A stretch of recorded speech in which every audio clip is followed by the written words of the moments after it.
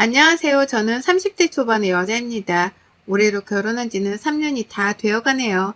저는 대학병원에서 간호사로 근무를 하다가 지급의 남편을 만나게 되어 결혼했습니다. 남편은 그 병원의 인턴으로 재직 중이었어요. 그리고 3년 정도 사내연애를 하고서 결혼을 결심했죠. 원래 의사 아들을 둬봤자 며느리만 좋은 거라는 말이 있잖아요. 잘 키워놓은 아들이지만 일하느라 바빠서 벌어오는 돈은 다 며느리에게 줬다는 말이죠. 저희 시아버지는 성격이 원래 무뚝뚝하셔서 별말이 없으셨는데 시어머니는 딱 이런 생각이 머릿속에 가득한 옛날 분이시더라고요. 상견례 자리에서 저희 부모님이 앞에 계시는 와중에도 원래 의사 며느리를 얻고 싶었다며 아쉬운 내색을 비추셨고 민망한 저희 부모님은 그저 머쓱하게 웃어 넘겨야 하셨습니다. 다행히 남편이 저희 부모님께 따로 찾아뵈어 죄송하다고 어머님이 너무 옛날 분이시라 고지식한 면이 많은 사람이라 이해를 해달라며 저희 부모님의 언짢으셨을 기분을 풀어준 덕에 저희도 별일 아니라며 웃어 넘겼죠. 저도 지금보다 더 어렸을 때였기에 어른들 말씀은 그저 듣고 있어야 하는 줄 알고 내내 하기만 했었고요. 한 가지 아직도 기억이 남는 건 시어머니가 제게 자꾸만 제사를 지내본 적이 있는지 요리는 곧잘 하는지에 대해 물어보셨다는 겁니다. 종교가 다르지 않는 이상 명절에 시골로 내려가 제사를 지내야 하는 사람이 많았기에 저는 혹여나 시어머니께 점수를 잘 딸 수 있을까봐 어릴 적부터 잘 봐왔다며 제사 잘 지낼 자신이 있다고 자신있게 대답을 했는데요. 그런 절 기특하거나 예쁘게 보지는 못할 망정 애쓴다는 표정으로 쳐다보던 시어머님, 뭔가 기분이 나쁜데 찜찜하기까지 했던 시부모님과의 첫 만남은 그렇게 끝이 났습니다. 그리고 저희는 얼마 지나지 않아 바로 결혼 날짜를 잡았고 결혼하기 전날까지 저희는 둘 다 당직을 서고 있었어요. 그런데 제가 그만 남편이 동료 레지던트들과 하는 이야기를 들어버렸죠. 우리 정도면 맞선도 잘 들어오는데 왜 간호사랑 결혼을 하냐고 책 잡힌 거 있냐고 별 기분 더러운 말을 해대며 남편에게 히히덕거리며 결혼의 이유를 묻던 동료들. 남편은 거기다 대고 아니라는 말도 안 하고 그저 땅만 보며 듣기만 하고 있더군요. 그 순간 이 사람이 날 사랑하지 않는데도 결혼을 하려는 건가 싶어서 눈물이 왈칵 쏟아져 나올 뻔했는데 남편이 딱 한마디 던지더군요. 착하잖아. 라고요. 제가 착하대요. 이때 이 말을 더 냉정하게 따져봤어야 했는데 전 또 이 사람이 저를 사랑하는 이유가 착해서라고 하니 좋다면서 모른 척 그날의 기분이 나빴던 대화들을 잊고 다음날 식을 올렸습니다. 남편은 이 집의 막내 아들이고 남자 형제만 둘이 더 있는데요. 그중 큰 아주버님은 남편과 마찬가지로 의사시고 작은 아주버님은 다른 직종의 전문직에 종사하고 계시는 분이셨어요. 저희 시어머니가 자식 농사는 정말 잘 지으신 거죠. 모두 결혼도 진작에 하셨는데 특이한 것은 두 형님들 모두 직업이 없이 주부로 지내고 계셨던 것이었어요. 남편이 돈을 잘 벌어오기도 하고 나중에 들어보니 두 분 모두 집안도 빵빵 하시더라고요. 아주버님들이 선을 보고 좋은 집안 여자들과 결혼을 한 것이었죠. 그래서였을까요? 유독 어머님이 의사 며느리를 원하셨던 이유, 그리고 남편이 그닥 저와의 결혼에 욕심이 없어 보이는 이유, 모든 게 다른 형제들과 비교가 되어서 그랬나 싶어 알 수 없는 자괴감이 밀려왔습니다. 그래도 제가 잘하면 남편과 시댁에 최선을 다하면 모두가 만족해하고 행복하지 않을까 싶었죠. 하지만 예상치 못한 난관에 부딪혔습니다. 이 집안에 시집와서 알게 된 것이 1년에 제사만 해도 무려 13번, 13번이라는 겁니다. 한 달에 한 번씩 하고도 한 번을 더 해야 하는 이 제사를 주부로 지내고 있는 다른 형님들은 손 하나 까딱하지 않고 저희 시어머니가 혼자 해오고 계셨는데요. 집안이 빵빵하고 사돈의 기에 눌려서 제사 한 번 시키는 시집살이를 시켜본 적이 없던 시어머니는 집안도 별볼 일 없고 남편이 일하는 직장에 간호사로 일하고 있다니 괜히 만만하셨는지 그 제사거리들을 모두 저한테 넘기신 겁니다. 어릴 적부터 엄마가 하신 걸 보기만 했지 저 혼자 도와주는 사람 하나 없이 나이 드신 시어머니 옆에서 그저 시키시는 대로 전 부치고 국 끓이고 또 과일이며 떡이며 남편이 제게 주는 생활비에서 나눠서 사기까지 해야 했던 어처구니 없는 임무가 막내 며느리인 제게 주어진 거죠. 저요? 간호사로 3교대 돌아가며 일하는 것만으로도 보람은 있지만 너무 힘들고 몸이 지쳤었는데 꼭 야간 근무를 선 다음 날이나 이제 막 근무를 마치고 돌아오자마자 제삿날이 다가오는 바람에 몸 한 번 제대로 쉬게 내버려 두지 못하고 곧장 제사 음식 사다가 몇 시간 동안 쭈그려 앉아 집안일을 해야 했습니다. 시어머님의 투정과 잔소리를 다 받아내는 건 당연한 것이었고요. 그 사이 다른 형님들이요. 너무나 태연하게 제사 준비가 다 마무리되어 갈 때쯤 되어서야 하나둘 도착을 했어요. 그리고는 언제나 그렇듯 오늘도 수고했다며 수고하셨다며 저와 어머니께 번갈아 인사를 하시고는 그제서야 두 팔 걷어 완성된 음식들을 나르며 일을 돕곤 했어요. 그 덕에 누가 먼저 말을 꺼내지 않는 이상 일 끝나고 뒤늦게야 집에 오시는 아주버님들이 자신의 와이프들은 손 하나 까딱하지 않고 제사만 지내려 오는 걸 알 수가 없었죠. 전 그렇게 남의 집 조상을 위한 상차림을 하는 이 짓거리를 무려 지난 3년간 해왔습니다. 매달 매년 잊을만 하면 찾아오는 제삿날에 집안의 경조사까지 포함하면 사실상 13번이 아니라 20번 정도는 해마다 모였다고 할 수 있겠네요. 그때마다 집안의 가사노동은 제 담당이었고요. 그렇게 살면서도 저는 잠도 제대로 자지 못한 채 좀비처럼 병원으로 곧장 출근하거나 만신창이가 된 채로 집에 와 뻗어버리는 등 몸이 많이 망가져 갔습니다.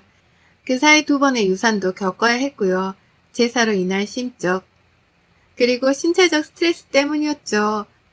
계속 바빴던 일 때문에 제대로 저에게 신경을 써주지 못했던 남편은 그제서야 제 몸이 위험한 상태임을 감지를 했는지 먼저 일을 그만두고 푹 쉬는 게 어떻겠냐는 제안을 했고, 저는 고민할 것도 없이 너무 지쳤던 나머지 알겠다는 말을 하고는 당장 병원에 사표를 냈습니다. 그러지 않고선 제가 정말 죽을 맛이었거든요. 같은 병원에 근무하는 건 아니었지만 제가 2번의 유산과 결국 병원까지 사표를 냈다는 소식에 큰 아주버님은 가장 먼저 전화를 걸어 안부를 물어봐 주셨어요. 남편만큼이나 일이 바빠 집안일에 도통 신경을 못 쓰셨지만 눈치가 있으신 건지 가장 막내인 제가 늘 고생이 많다며 평상시에도 따뜻한 말씀을 자주 해주신 분이셨죠. 본격적으로 일을 그만두고 나니 야간에 일을 하지 않아도 되는 덕에 규칙적인 잠을 자며 휴식을 취할 수 있었습니다. 잠만 제대로 잤는데도 몸이 나아지는 기분이 들었어요. 당분간만이라도 그동안 힘들고 바쁘게 지내온 제 삶에 위로라도 해보자며 전화기도 꺼놓은 채 정말 집에서 잠만 자고 먹고 싶은 거 시켜먹고 보고 싶었던 드라마를 몰아서 보며 온전히 저에게 집중할 시간을 보내고 있었습니다. 그런데 또다시 시어머니께서 회방을 놓으셨습니다. 시어머니 생신이 다가오고 있었는데요. 기존의 가족들이 대화를 나눴던 말 그대로라면 제가 몸이 약해져 병원을 그만두기도 했고, 평소 가족들 제사로 집에서는 일을 많이 해왔으니 이번에는 밖에서 조촐하게 외식을 하며 생신 파티를 하자고 남편과 큰 아주버님이 번갈아가며 시부모님께 미리 연락을 해주셨어요. 그래서 저도 당장에 생신상을 차려야 한다는 부담감 없이 쉬고 있었죠. 분명 안 그랬다간 저 혼자 또 그 많은 사람들을 위한 상차림을 만들어야 했었을 테니까요. 그런데 당장 생신을 하루 앞두고 저녁에 잠자리를 들려 하는데 어머니께서 전화가 오셨습니다. 몸이 너무 안 좋아 밖에 나갈 기운이 없다며 집안에서 생일을 보내고 싶으니 내일 저녁에 집에 모이라고 전화를 돌리고 계셨더라고요. 그리고 저한테는 그보다 일찍 와서 함께 저녁상을 차리라고 하시더군요. 이미 트라우마가 된 것일까요? 집으로 오라는 어머님 말씀이 어찌나 듣기 싫고 속이 답답해지던지. 그런데 제가 이제는 병원도 그만뒀다는 것을 알고 계셨던 어머니께 뭐라 핑계를 댈 거리를 못 찾았습니다. 그래서 다음날 일찌감치 또 시댁으로 찾아가 정말 아픈 건지도 모르겠는 시어머니를 보면서 저는 혼자서 어른들과 아이들까지 포함한 생신상을 또 한가득 차려냈죠. 중간중간 제가 만든 음식들 간을 맞추고는 도로 안방으로 들어가시던 어머님, 그리고 그런 제가 안쓰러운지 옆에서 계속 돌아다니시며 수저를 나르시고 상을 닦으며 미안해 하시던 아버님. 왜 이렇게까지 종부리듯 저를 부려먹나 싶어서 약속된 시간이 다가갈수록 제 속은 울그락불그락 천불이 나기 시작했어요. 그리고 곧 큰 형님네, 작은 형님네 가족들이 하나둘 도착을 했습니다. 먼저와 상차림이 완성된 모습에 형님들은 놀라시더군요. 어제 어머님 전화로 형님들께는 먼저 와서 상 차리는 거 도와달라는 말을 한마디도 꺼내지 않으셨더라고요.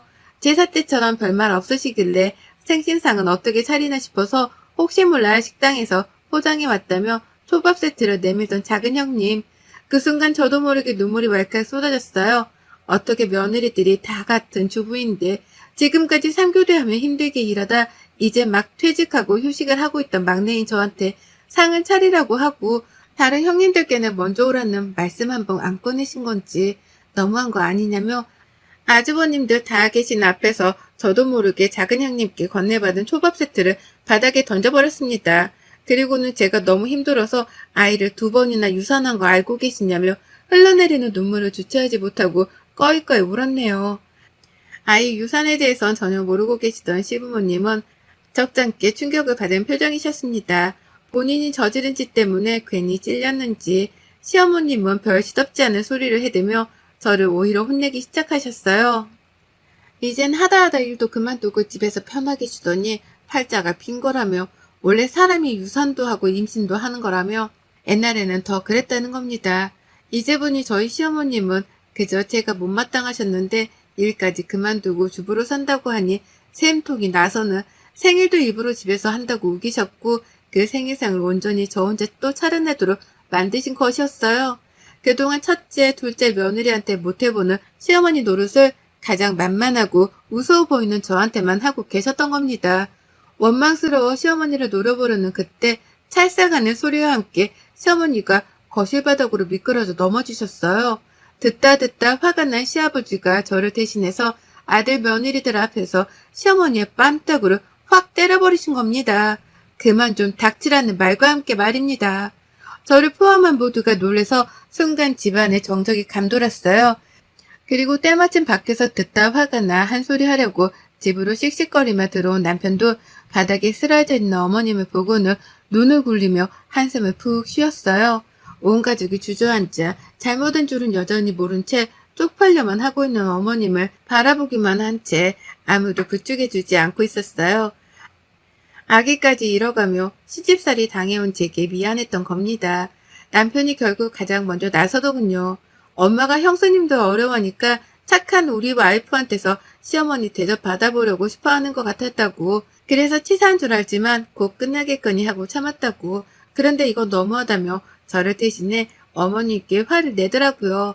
이딴 의식이 다 무슨 소용이냐며 제가 차려놓은 생신상을 발로 차는 바람에 음식 담긴 그릇들이 상에 떨어져 바닥이 흥건해졌어요. 그러자 시아버님께서 다들 그만하라며 한 차례 더 소리를 지르셨습니다. 그리고는 이제 제사고 뭐고 다 필요 없으니 올 필요 없다며 저희를 다 내보내려 하셨어요. 그리고 마지막에 덧붙이신 한마디, 막내 애기가 다 준비해놓고 나서야 나몰라라 하다가 들어와 손만 거들던 며느리들도 이젠 필요 없다며 니들 둘은 다시는 우리 집에 얼씬도 하지 말라며 제가 결혼 후 처음으로 큰형님과 작은형님이 시부모님께 혼나는 것을 보게 되었습니다. 아버님의 한말을 뒤늦게 무슨 소리냐며 상황 파악을 하기 시작한 아주버님들. 그제서야 자신의 아내들이 제사상 한번 차려보지도 않고 마지막에 도착해 일을 거둔 척만 했다는 것을 알게 된 것입니다. 뒤늦게야 발 동동 구르며 바빠서 일이 생겨서 늦게 오게 된 것뿐이라며 변명을 늘어놓기 시작한 형님들. 저와 시어머니의 갈등으로 일어난 싸움에 졸지에 형님네 부부들 부부싸움이 일어나고야 말았습니다. 그래놓고 그동안 시댁에 제사가 많다며 늘 생색을 낸 거냐고 화내고 언성을 높이다가 결국 남편 따라 제가 차려놓은 생신상을 발로 걷어차기 시작한 큰 아주버님. 그 사이 남편은 저를 이 난장판 집구석에서 데리고 나와줬어요. 남편 손에 이끌려 시댁을 벗어나는 길이 어찌나 즐겁던지요. 저는 손 하나 까딱하질 않았는데 식구들이 서로 하나씩 터뜨리며 결국 덕분에 저는 이제 다시는 시댁에 갈 명분도 일도 없어졌습니다. 차를 타고 나서려는데 아주버님들이 달려 나오셨어요. 미안하다고 그동안 일이 바쁘다는 이유로 집안 사정을 몰랐다며 집안의 장손이 큰 아주버님은 유난히 얼굴을 들 면목이 없다며 제게 형님 목까지 미안하다는 말씀을 반복하셨습니다. 다음 날이 되어서도 큰 아주버님과 작은 아주버님은 형님들을 데리고 저희 집으로 찾아오셔서 또 함께 사과를 하셨습니다. 그간 혼자 고생이 많았다고 미안하다는 말과 함께 말입니다. 시어머니가 별로 시키는 것도 없고 간섭도 하질 않으니 그저 막내인 저도 그렇게 지내는 줄 알았다며 형님들도 자기 남편들 앞에서 잔뜩 겁을 먹고는 사과를 하시더군요. 어머님이요, 한참을 마지막 자존심을 세우려는 건지 전화 한 통 없으시다가 나중에 큰 형님의 말씀을 들어보니 지금 아버님과 각방을 쓰는 중이라 하더군요. 그리고 그달의 제삿날이 다가왔는데 시아버님이 시어머니께 혼자서 제사를 준비하라고 하시는 바람에 시어머님이 하다하다 큰 형님께 도와주러 올 수 있냐고 전화까지 했다더군요.